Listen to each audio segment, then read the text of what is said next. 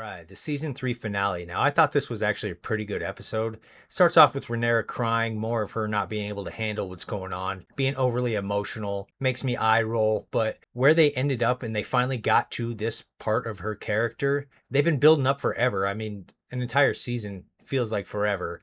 But I really liked seeing this side of her, like this no nonsense, stern part, this scene with Bela. But you need my dragon. Insolent child. And maybe it was a little over the top with the High Septon having Alan kill him, but she's really just trying to establish she's going crazy. She wants to be anointed properly. And she goes out there and gives her speech. And most of these people aren't going to know anything about the fucking prophecy of the prince that was promised. They're just looking at her like, who the fuck is this crazy lady talking about being the chosen one? But I thought all of this was good, that we finally see a different side of her crazy, a more intriguing side of her crazy, and something fresh, because all her scenes have just been redundant. With Alicent's become pretty useless. She's just, again, with these redundant scenes with Rhaenyra, and then she's just betraying her family. That's all that she's been doing. So those scenes have been boring. It finally gave a little bit more substance to Rhaenyra, because you also have scenes where she's all of a sudden wanting to have sex with the White Worm. And the White Worm's another character that's just been butchered. She was also intriguing at one point because a master of whisperers, kind of working in the shadows, pulling strings, moving pieces on the board. All of that stuff can be really engaging when it comes to storytelling. But she was totally useless, just annoying. Her accent became more annoying, probably because the character itself became more annoying. So ultimately, I can't wait for this character to go. Hopefully it's quick early in season 4.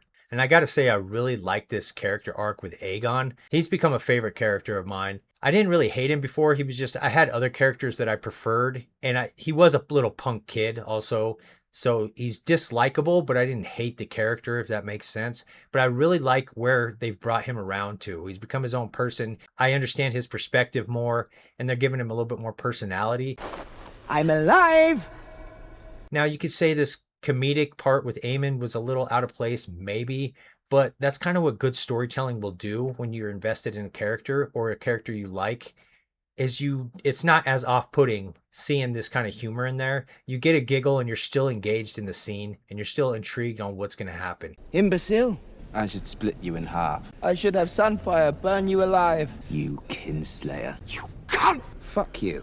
On the flip side of that, I feel like they've totally wasted Aemond. He was one of my favorite characters just because the way he looks. He looks like a badass. I've said that before. With the sapphire eye, he was kind of cut from the same cloth as Daemon as far as just his mentality and personality goes. A little bit ruthless, goal-oriented. I liked all of that. I like his presentation. You know, with the Targaryens with the white hair, it kind of makes you think more of a mythical type of family. Maybe vampire-like, but not vampire-like. Just their presentation really stands out. But this is another thing where it's been repetition. He had to be rescued or saved twice by this witch. He was bedridden the whole time. His dragon's gone. None of this has been entertaining. It's just been a mopey, kind of a waste. And they didn't even really dive into the visions of Harrenhal with him being there, which is something that I enjoy. I like the Prince of His Promised Prophecy. I like when seers see the future and you got to piece together what's this or that. Kind of like with Helena, who Helena I think has been completely underused, I would say, in this season. She's very intriguing. I like when she just gives little clues and you kind of have to decipher what she's talking about, and she's usually right. And they gave her these 3 visions, and I did like when she was standing in that main yard and you could tell she was feeling something wrong. And it's because she got these 3 visions and she saw all these different paths. So I like all that stuff. I wish they would have had more of her, kind of with her sewing the tapestry there, giving little clues to what's going on. Could have done more of that, which I think would have been better, even though she's a little autistic with her speaking and everything, but I don't care. It's an intriguing character. That's part of the aura with it. Could have done more of that than these scenes with Alicent and Rhaenyra that were just repetitive and boring. And of course, she had an unfortunate way of going out. I guess any way of going out for her would have been unfortunate because I liked the character. But she took matters into her own hands, didn't want to be a prisoner, didn't want to be held captive or have anything held over her head. She just decided to end it on her terms. But we finally got good Daemon back. He's been another casualty of the Rhaenyra scenes. Repetitive, redundant. I'm repetitive, saying repetitive and redundant. But that's how it's been. He's been another casualty of that. His scenes have been boring. They haven't really given him much to do other than hunting down the killer of the gold cloaks, which just kind of turned out to be one guy. He said that there was tons of them. Their numbers were vast. They had a big operation, but killing that guy solved all those problems apparently. Well, actually, I don't know. I don't know what will happen in season 4. But either way, they haven't really given him much to do. So even a little line like this when the guy's telling him that a Hightower guy's coming out to talk. My prince, my lord, a Hightower knight approaches. So? Kill him. It kind of makes you just want to fist pump the air. Not really, but you kind of just like, fuck yeah. And then you couple it with the no-nonsense negotiations with Gawain. And you got Corlys there, who's been kind of pointless, let's be honest. There's really no machismo with this character. And I feel like there should be. But Daemon big dick swings these negotiations with Gawain. He's grabbing him by the throat, showing him who the fuck the boss is. That was all awesome. That's what we want to see. And of course you got Roddy the Ruin there with some comedic relief. But not really, like he wants fucking blood.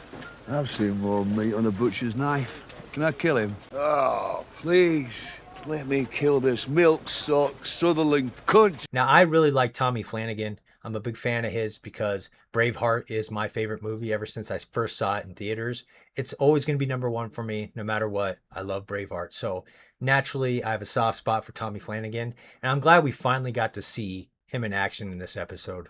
So yeah, let's talk about this battle. It was actually a really good battle. You can't ask for much more. I mean, I guess you could ask for like an hour-long battle, but really what they gave us was enough. You had sword fighting, you had sieging, people climbing the walls, you had dragons, of course. So it really encapsulated everything that you'd want in a battle. Now, what made this battle even more enjoyable for me is I wasn't pulling for either side, to be honest. I will always be House Stark first. Reason being, Ned Stark, Sean Bean's performance in season 1, and then that went into Jon Snow. I've just always been House Stark. There's more to it than that. They have a lot more characteristics than North does. A lot of stuff more honorable, I feel like. More true to their values. Everything about that is more appealing to me. But it all started with Sean Bean's portrayal of Ned Stark. And I've been House Stark ever since. And they've just reinforced it through the years of just more qualities that I like. And so when I see one side parading kids out there into the battlements to be human shields, it makes me lean more towards the blacks. Like, man, these guys are pretty fucked up. And then, of course, you see Roddy the Ruin climb the ladder, takes out a few guys, and then some kid hits him in the back of the leg with a fucking club, and he hesitates for a second, and then adios, which can be considered a little extreme. We saw Daemon in the same kind of situation, and I was watching FNT, and Mahler, I think, brought it up, wondering if maybe he originally toasted all the kids, and then they changed it to have some of them run away, and then the other two kind of ambiguous. I think the last two got cooked. But I really liked how they handled that. Whether this is how they intentionally did it the first time with having them run away, or they went back and changed it, like we can't have him cook all these kids. I think what they went with, regardless, humanized Daemon a little bit. I liked that. He wanted the kids to get out of the way. He gave him a chance. Most of them left. And then, because he's very goal-oriented, you know, so he's going to be like a bulldozer to get to what his goal is. And these kids were standing in the way of his goal, but it still humanized him just for a moment there before eventually torching two. Maybe they got away. I don't think they did. But back to Roddy the Ruin and his fight with Ormond. Now, Ormond's become a favorite character of mine. I thought James Norton, I think the actor is, I thought he killed it. He owned every scene he was in. He took over it. Not that the actors in the scenes were bad with him that made him look better. All the supporting actors in his scenes with him were good. I just think he totally rose above just by owning that character and owning the scenes. I got to be honest, though, I think he kind of went out like a bitch. I'm not saying that because he got a giant blade rammed up his ass. I'm saying that because it was more of a humiliation killing. It made me feel like it's a way you take out a character that's really hated. You want to humiliate him as fan service.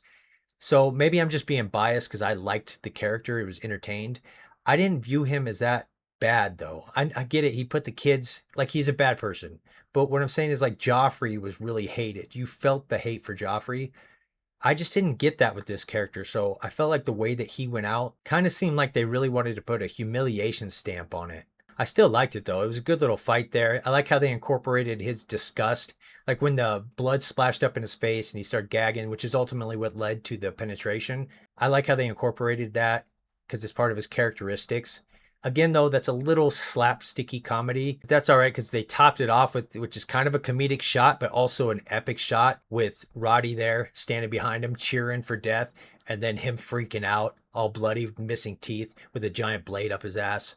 And then they just get cooked by the dragon, which was Ulf on his dragon just going fucking ham. And I don't think that was any surprise. You kind of seen that because after Ormond slapped him around in front of everybody, just like Daemon did, it wasn't a shocker at all that he was just going to go fucking haywire.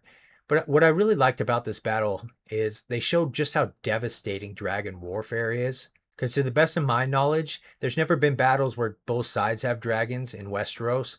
So there's never been this kind of heavy conflict where there's so many casualties happening. If I'm wrong, go ahead and correct me, but I was pretty sure that it's always been like the Targaryens, it's been one-sided and they've just conquered with dragons. So showing just how bad it is for both sides to have such powerful weaponry. I really like it. And you see that too with Daemon when he was looking around there. And let's touch on Daemon because another good thing that they did with these battles is showing the power scale. You see Daemon slicing through all these pawns, and then he comes up against Jon Roxton, and it was like two heroes going at it. You had your Hector and you had your Achilles. I really like that. Now, Jon Roxton, he's getting the better of Daemon in this. Now, they're pretty equal matched as far as they both have Valyrian steel swords, even though Jon's is much bigger and his armor seems more hefty. I didn't realize he was such a big dude, or maybe it was just the armor, but he was real menacing. I never got that impression before that he was kind of like something like when you look at the Hound, you know he's menacing even without the big armor. Now, I'm not saying Jon's that big. Maybe he is. I didn't get that impression either, but he came off so menacing, and I really liked that, the way he was manhandling Daemon. Again, they did a real good job of just kind of showing the power scale there, that these two were pretty equally matched, or at least leagues above everybody else. And it sucks they didn't get to finish their fight. Maybe they'll finish in season 4. I really don't know. I haven't read the books. I don't know anything about these characters. So again, that led to Daemon looking around and just seeing all the devastation. Kind of touched back onto the Arya thing. And I saw a lot of references that stuck out to me, like Helena jumping out of that same window. And then the scene with Corlys in the dungeon where he's talking about all he has left is his honor and trade his honor for what? Very reminiscent of Ned Stark there. So all in all, I thought it was a really good episode. Technically, that makes it a good finale since it was a finale. And it was good. But I can't say that it saved the season for me. I did not like this season. I think there's been more bad House of the Dragon than there has been good. Season 1 was good. Season 2 was shit. Now, I said in my first review of episode 1 of this season that if I watched season 2 with the additional 2 episodes of this season as a whole, it might make me feel a little bit better. But I have not even been tempted to do that because I think season 2 is that bad. And then season 3 was not as bad, but I think this season was bad. Some good moments here and there do not save a season, just like a great finale does not save a season for me. Think of it this way. Would you rewatch this entire season, or would you kind of just skip around to some good parts until you get to the finale? For me, there's not any interest in rewatching this season. Even though, again, it's not as bad as season 2, and I have no interest in rewatching that. This season still wasn't good. I saw that they announced season 4 will be 2028. So like a year and a half from now, kind of used to waiting that long, but I kind of feel like I would just rather have all the episodes pile up and then binge watch it once the season's done. I'm interested to see how it concludes, but I'm not as interested or hyped as I am for A Knight of the Seven Kingdoms season 2. I want to see more Dunk and Egg. I am hyped for more Dunk and Egg. So yeah, good finale, not a good season. Those are my thoughts. Let me know what you guys think in the comments below, and thanks for stopping by.